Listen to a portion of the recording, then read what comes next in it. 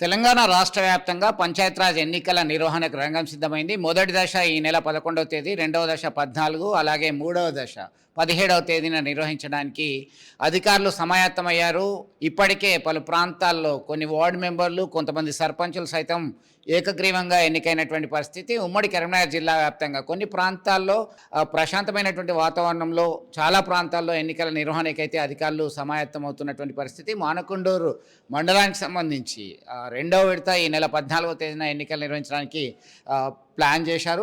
ఇప్పటికే కొద్దిసేపటి క్రితమే వీళ్ళకి ఒక అవేర్నెస్ ప్రోగ్రామ్, ఎవరైతే సర్పంచ్ అభ్యర్థులు పోటీ చేస్తున్నారో డూస్ అండ్ డోంట్స్, ఏం చేయాలి ఏం చేయకూడదు అనే దానిపైన అధికారులు ఒక శిక్షణ లాంటి కార్యక్రమం సైతం ఏర్పాటు చేశారు. ఇదే అంశానికి సంబంధించి మనతో మాట్లాడడానికి ఎంపీడీఓ ఉన్నారు. ఎంపీడీఓ గారు చెప్పండి, ఎన్నికలకు సంబంధించి ఏమేమి చర్యలు చేపడుతున్నారు? ఎట్లా మానకొండూరు మండలంలో ఎంతమంది పోటీ పడుతున్నారు సర్పంచ్ అభ్యర్థి? వీటిలో 280 వార్డ్స్ ఉన్నాయి.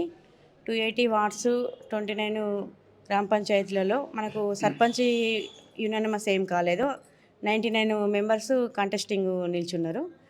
వార్డ్స్లో 55 వార్డ్స్ యునానిమస్ అయినాయి. మిగతా 641 అభ్యర్థులు రంగంలో ఉన్నారు.